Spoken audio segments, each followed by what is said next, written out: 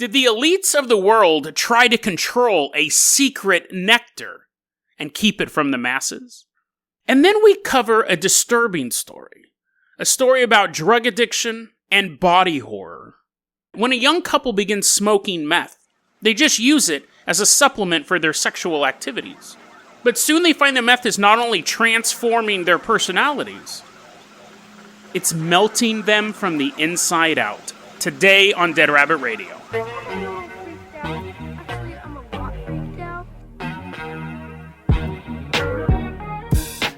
Hey everyone, welcome back to another episode of Dead Rabbit Radio. I'm your host, Jason Carpenter. I'm having a great day. I hope you guys are having a great day too. I hope you guys have a great weekend. I hope you guys have either some cool stuff to do on the weekend or nothing to do on the weekend. Because on my days off, I like to do nothing. I just want to sit.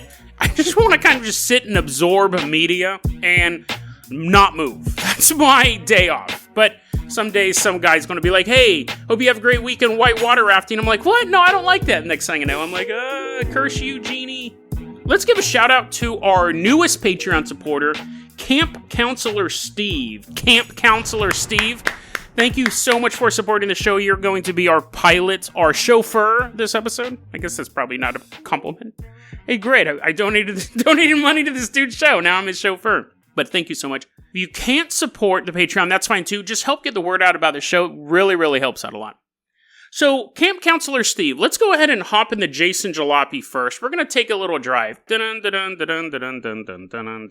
Cars driving, little dotted line across the map. We are going to, it's a little more than a dotted line. We're in ancient China. So again, Camp Counselor Steve's like, oh man, I think I left my front door open. I thought we were just going to be gone for a minute. No, we drive all the way back to ancient China.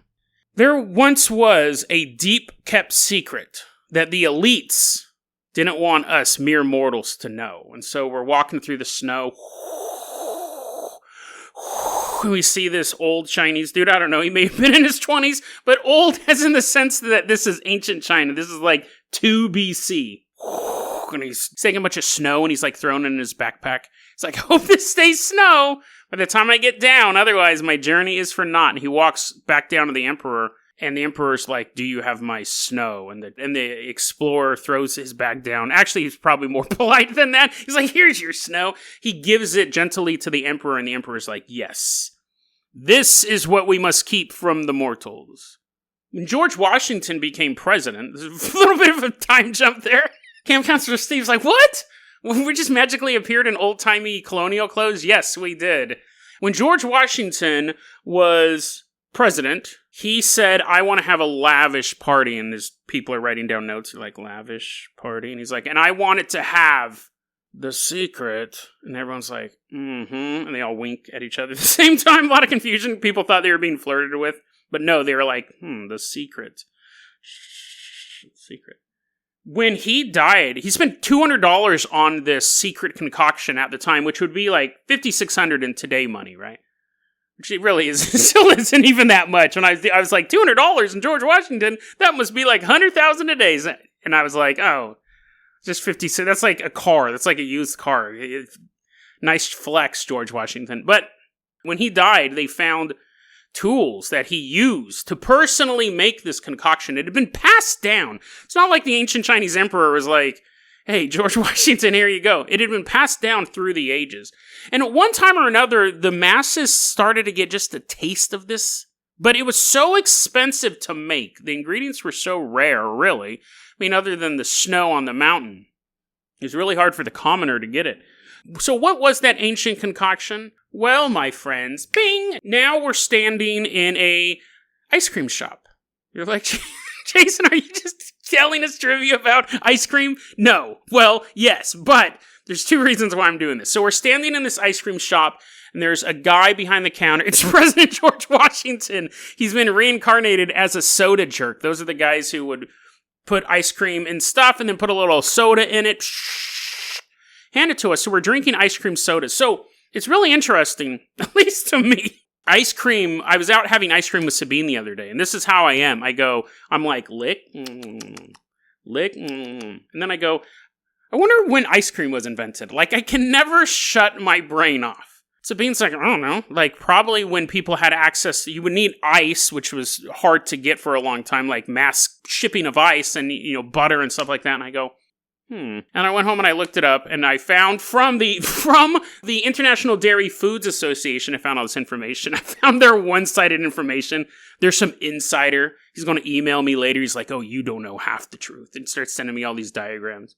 It was invented in the 2 BC, and that was just basically those gross snow cones where they would take snow and then put honey on it, and they eat it and stuff like that. And it went like the Romans had it, and in the medieval ages they had it, and it wasn't until about the 1500s that we actually had ice cream, where it was like milk. Milk was actual dairy product. Before that, they were a bunch of losers that just had to eat ice with gross toppings on it. 1500s, they were able to add the cream and the sugar and all that stuff. But even then, it wasn't even available to the public until 1660. And it was still very expensive. Like, the chances of, there were people who lived and died that never ever tasted ice cream. Now, to be fair, there are people who've lived and died who haven't done a lot of things. But ice cream just seems so normal, right? It seems like something that everyone should do. Right when a baby's born, here you go. Entire generations died without even knowing that ice cream existed. But anyway, even when it did exist, people couldn't get it. So here's one more bit of ice cream trivia. I thought this was interesting. Because again, we talk about conspiracies, right? We're all at this ice cream shop. And then we're drinking these ice cream sodas. It's soda water with ice cream in it. And the door gets kicked open. We're like, And it's a bunch of religious leaders. And then at that point, we look at the clock, and that doesn't tell us anything. So we look at a calendar, and it's Sunday. And these religious leaders go, you shouldn't be drinking that stuff. And they're like knocking it out of our hands. And we're like, whoa, we don't want any trouble, clergy. They have leather jackets. What happened was in 1874, you had the religious community thought you should not drink something so rich and sinful on a Sunday. But these places are super popular. I mean, George Washington's working at one, for crying out loud. That's a good sign. So people are going 7 days a week to be drinking at these soda shops, these ice cream sodas, and the religious leader said, no one should do anything so sinful, and that delicious, that creamy, delicious soda. No, I must resist. You can't drink that on Sundays. So then the ice cream Illuminati got together, and they go, we'll show them. They created the sundae, which was just scoops of ice cream with syrup on them, like chocolate syrup. And that is why that's called a sundae. Eventually, they changed the Y to an E, how it's spelled today, because the religious controversy had ended. But that's why it's called a sundae. Because it was basically you can't tell us what to eat. Technically, they did, because they stopped serving it with the soda. The religious problem was specifically with the soda in the ice cream. So they started serving ice cream, no soda, with syrup on it, and that was called a sundae. Oh, and one last bit of trivia. During World War II, so this is a good one, right? During World War II, you had the different branches of the U.S. military. They had a war. They had an internal war. So not only did you have the World War going on, but you have this internal war. Each branch of the military was trying to figure out the best ice cream bar. Like, they wanted to be able to serve their men like the most toppings available. They're like, sir, we need to get these fuel lines. The Germans have blown up our transportation lines. He's like, shut up.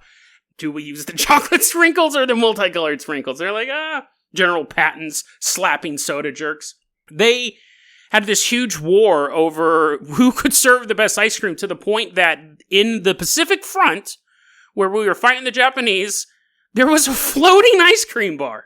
Now, I don't think it was just like one dude. I don't think it was like a dinghy. I think it was probably like a pretty sizable boat. I don't know if it was all ice cream, actually. They're like, sir, protect the ice cream. Like, kamikaze plane crashes into the ice cream bar, just gets stuck in the ice cream. The pilot gets out and starts eating some.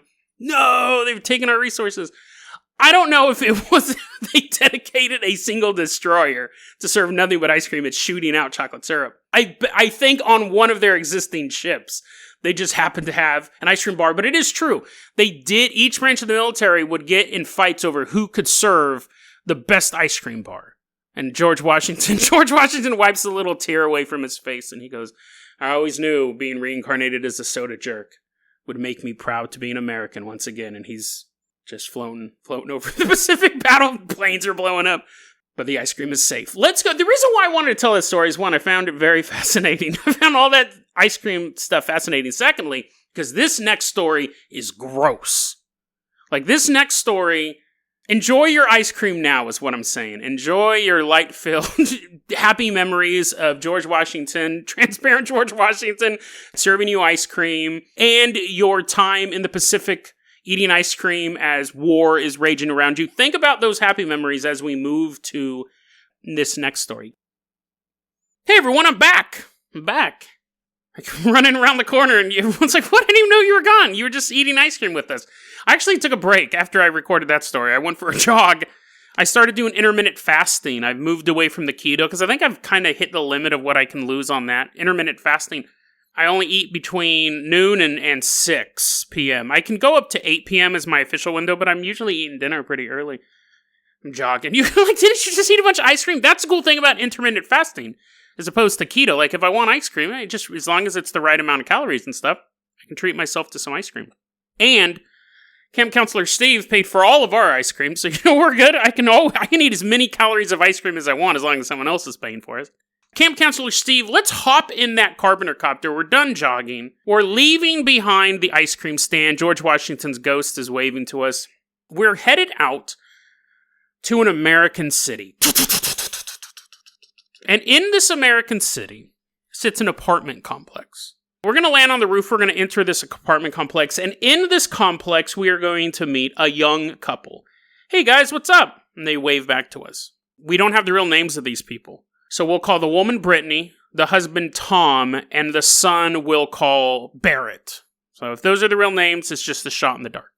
This story comes from a website called Arrowwood, which, before I found out, I've always had a fascination. I don't use like hard drugs, and I've used to smoke weed and stuff like that way back in the day, but I always have a fascination with drug stories, with the effects and how people are going through it, particularly bad drug stories. I don't want to hear about, oh yeah, dude, I took LSD and everything was normal. I don't want to hear that, right? I want to hear about like really trippy horror stories, right? Horror stories involving drugs. There is a website called Arrowwood, which I'm sure a lot of you guys are familiar with. It's a very, very popular website. Doesn't seem to be as active as it used to be, but I used to just consume it. I was just like this monster. Oh, give me your horrible experiences. Let me eat them. Any drug you can think of, this website, it's very informative and has a lot of harm reduction stuff to it. But it also has reviews, basically, right? And you guys know I love reading reviews. I mean, what's better than a Yelp review? A Yelp review for methamphetamine. So Arrowwood has all of these experiences, or trip reports, a lot, I believe is the technical term. And back in 2007, there was a trip report posted on there called Skin. And I remember reading it. I don't know if I read it right when it came out, but I read it about 10 years ago. I've read it a while ago. It's almost iconic. You either have read Skin, or you're going to hear it now. Because this story is 100% pure body horror. We're walking through this apartment complex, and we see this couple. We see Brittany, Tom, and Barrett. We just kind of wave to them. They wave to us. And they go into their apartment. It's New Year's Eve, 2006. I'm assuming they were casual drug users, because if someone came up to me and said, hey, meth makes sex feel really good, I'd be like, fine, fact of the day, and go about my business. But Brittany, because I'm not a psychonaut. I'm not someone who wants to go and explore drug use and stuff like that. I'll read the reviews, right? I'll read the reviews. But Brittany and Tom had been hearing for a while that methamphetamine makes sex feel so much better. For them, they said, hey, let's try it. New Year's Eve, let's smoke some crystal meth and have sex, because we hear so many good reviews about it on Yelp. So they do. They smoke meth, and Brittany says the sex was amazing. It was exactly what the rumors were. And when she woke up to go to work the next day, she had a little bit of meth left. Smoked that, went to work. But when she comes home from work, there's a gram of meth. Her boyfriend went and copped some more. And that would be the beginning of them smoking every single day for about 2 months. And when I say every day, multiple times a day. They may have started off just smoking it in the morning, but as the story progresses, they're smoking lots of crystal meth.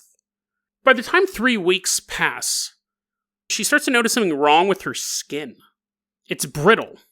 It's like paper almost. Now, it's not falling apart, but it just feels like it's lost some of its firmness. But that's not the only thing. That's not the only thing that's going wrong with this young mother. Her body's starting to swell. This is happening at the same time she's severely dehydrated from her continual use of meth. Because we're 3 weeks now of her using it constantly. Her and Tom are using it constantly. So she's extremely dehydrated. She's drinking tons of water, but she can't urinate. Or she urinates so infrequently, she realizes, wait a second, all this water I'm drinking has to be going somewhere. It must be making me bloated. So she begins taking a diuretic to help flush the water out of her system. But it's not working. She's continuing to use meth. She's continuing to drink a ton of water. And every day she swells just a little bit more. And then one day she notices something when she wakes up. She kind of pushes down on her arm. It's not just bloated anymore. Underneath her skin, her muscles begin to feel doughy. Not even really her muscles. She said it was like in between her flesh and her muscles was a layer of Play-Doh. And she could actually squeeze her arm or squeeze her leg, and she could feel clay underneath. Brittany and Tom continue to smoke meth. She's turning into a putty from Mighty Morphin Power Rangers, but that's not going to stop you, right? They continue to smoke meth. And then one day, eventually at a certain point, you would just stop wanting to wake up, right? Because every day she wakes up, something disgusting happens. One day she's looking at her arm, and she sees black little pieces of dirt on her skin. So she brushes it away. Doesn't really think much of it. I need a shower. Brushes it away. But she continues to see these black dots. When she talks to Tom about it, she goes, can you check? Can you see what's going on? Like got this stuff on my arms. I got it on my chest. I don't know what it is. She takes her shirt off. She asks her husband to take a look. It's on her back as well. And when he touches her, he can actually press more of this black byproduct out of her skin. Now, he has it too, she discovers. He's getting it too. Now, they had this massage oil around because these guys were total freaks, right? They basically love sex so much that they're like, let's do a toxin to make sex feel better. Not saying if you have massage, there's a massage artist out there. What are they called? Masseuse. They're like, what? I have massage oil. I'm not a freak unless you come over, Jason. And I'm like, But not everyone who owns massage oil is a freak, but every freak owns massage oil. How's that? So they realize if they push on the muscles, the black dust, the black flakes will come out of the pores. So they go, this has to be a toxin. It can't have anything to do with the meth we're smoking. Let's not stop smoking that meth. Let's continue to smoke meth, but we'll give each other massages at night. And Brittany would lie down and Tom would crawl on top and give her a back massage and he could just push, work those muscles. And this black, unknown substance would come out of her pores. She would do the same to him, give him a massage, and she would massage this toxin out of his body. It got to the point, though, where they didn't necessarily have to push on it. Whatever this substance was, it was also heat activated. If they got really hot and sweaty, they'd be outside working, they'd look at their arm, there'd be a black grime coming out of their skin. Taking a hot shower, standing under the water, this black dust would just pour out of them into the drain. Now, obviously, there's something wrong with their bodies, right? So what's the worst thing they can do? Let's get someone else involved in this horrible disgustingness. This apartment complex has a sauna, and we're sitting in the sauna. We got our towels on. I'm eating ice cream. in the sauna. I got to eat it quick before it melts. And Tom and Brittany walk into the sauna. We're like, hey, guys, what's up? It's been a couple weeks since we've seen you. Is everything okay? You look a little off. And they're like, oh, no, we're fine. We just come into the sauna because it's hot in here. And their eyes shift side to side. And we're like, yeah, we know it's hot. And it's nice, but what's that smell? And they're like, what? I don't know. It smelled like that when we came in here. As they would sit in the sauna, this black substance would just come out of them. The sauna opened their pores up enough that they would begin to leak it. It made the sauna have a stench of ammonia. Now, this is a communal sauna, remember? This is a communal sauna. They would use the sauna for an hour at a time, 4 times a day, if not more. They would just sit in there and sweat and let this toxin come out of their body. Because they knew whatever this was, it shouldn't be inside of them. It shouldn't be inside of them. They wanted to get it out as quickly as possible. It's February 2007. It's been 2 months since their first hit of meth, and this is their life now. Brittany has lost 20 pounds. Tom has lost 30 pounds. One day, Brittany's sitting in the sauna. She wants this black ooze out of her. That's on her calendar for the day. Her BlackBerry. Ding! Get black goo out. And she's like, oh, I almost forgot. I almost forgot about the disgusting illness inside of me. Brittany goes into the sauna by herself. And she's sitting there. That heavy, hot air surrounding her body. She notices something coming out of her skin. Which shouldn't be notable, right? That's kind of the flavor du jour. But this time it's not this black substance. It's a white, grayish goo leaking out of her. Before, it would just be black flakes that you could kind of squeeze out. It would be like if your arm was perpetually dirty. This was like Crisco pouring out of her body. Her pores would just open up, and this gelatinous ooze. She said tablespoons worth. This wasn't a nice sheen. Didn't look like she just got out of the shower or the sauna. This was a slick, slimy substance. She said it was just coming out of her, out of everywhere. She said it was like, quote, Play-Doh through a garlic press, unquote. This episode's sponsored by Play-Doh, by the way. She could just see it lift up out of her skin, tablespoons worth. Just Crisco coming out of her. She lost 8 pounds in 1 hour in the sauna that day. Now, she thinks that it's the fat coming out of her body. When you lose weight, the fat is secreted through your urine. But remember, she's not able to really urinate. And even then, I don't think the fat's just like, well, I don't have anywhere to go. Woohoo! And they jump out your pores. I think the fat would cause some medical problems, but I don't think if you put a plug in your pee hole and then said, I'm not eating, you would basically just be, you wouldn't be Play-Doh in a garlic press. You might just die. Your kidneys might just stop functioning. But anyways, she at this point thinks this Crisco, and sponsored by Crisco too, this Crisco greasy substance coming out of my pores is me burning fat.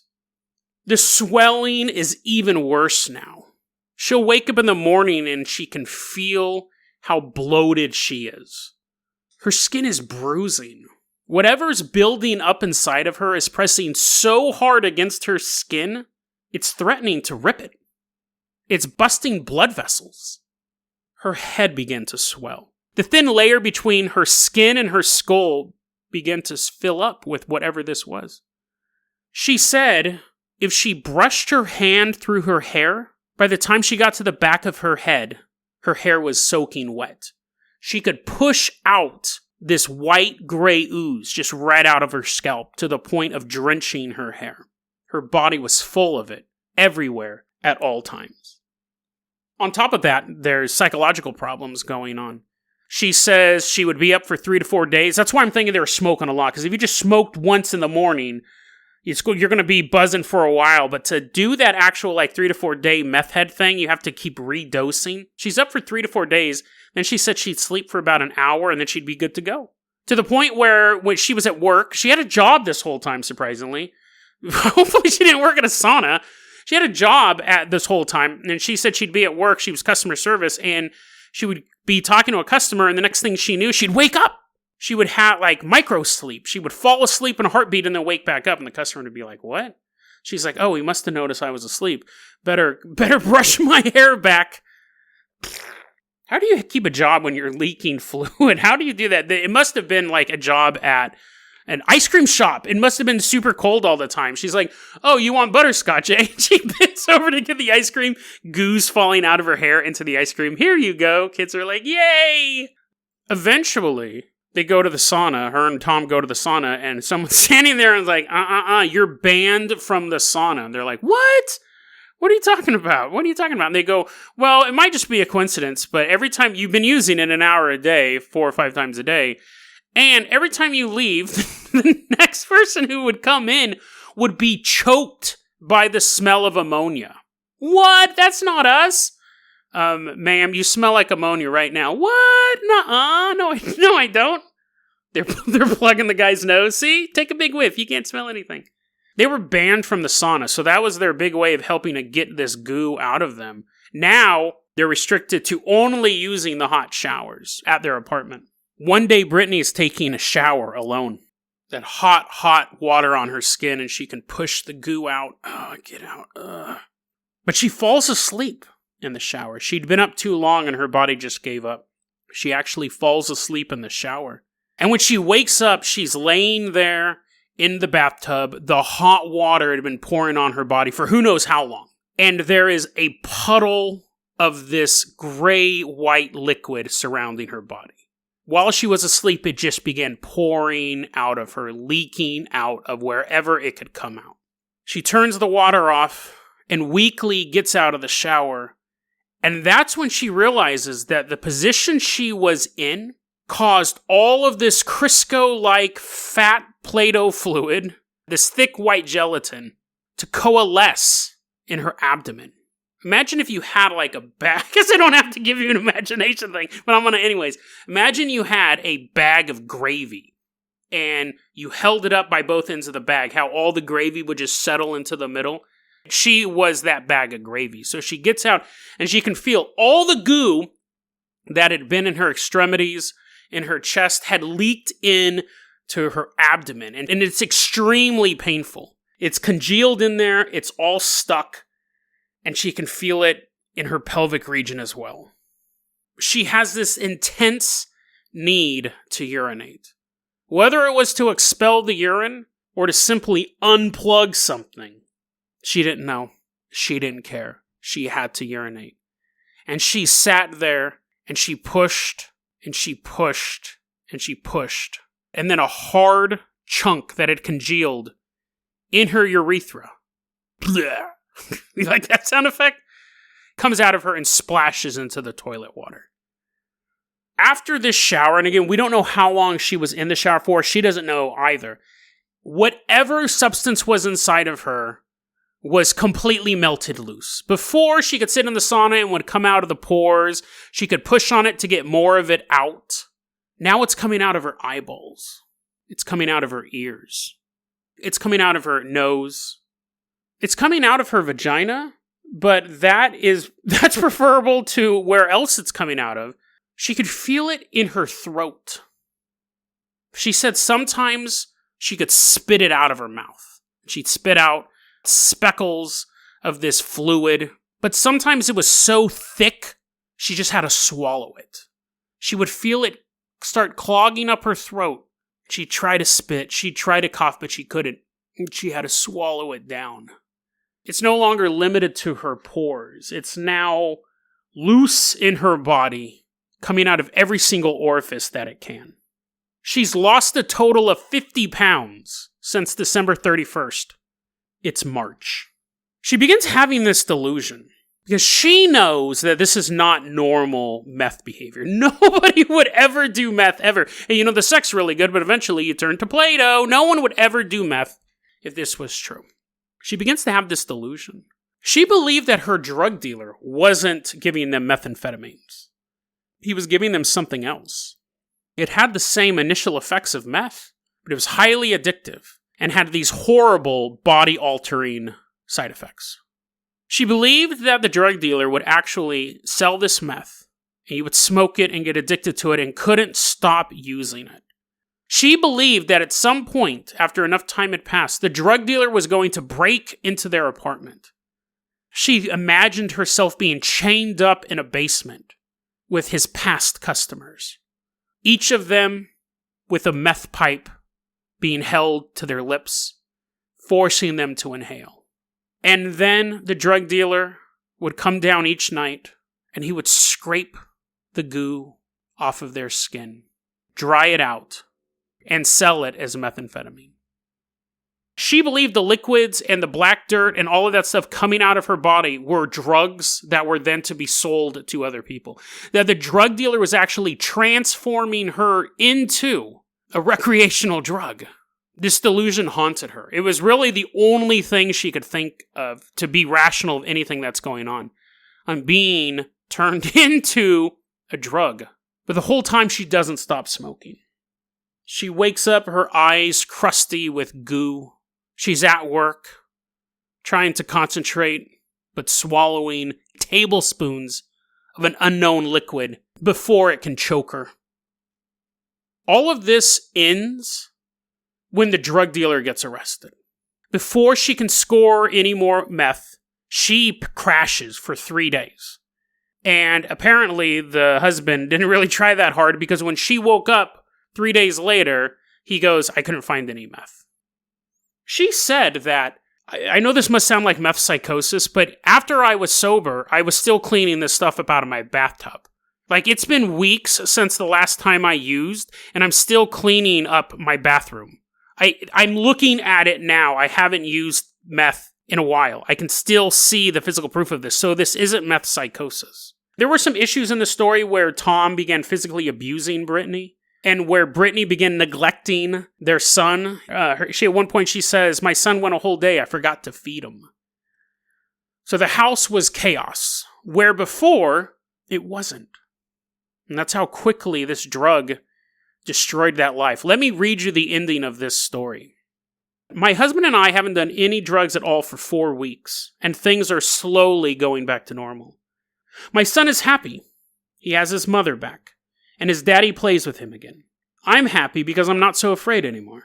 Not afraid of my husband, or of dying painfully in the near future. We're happy because we've nearly paid all the bills we neglected, and have cable TV again. We are happy because we resemble the normal, healthy family we once were.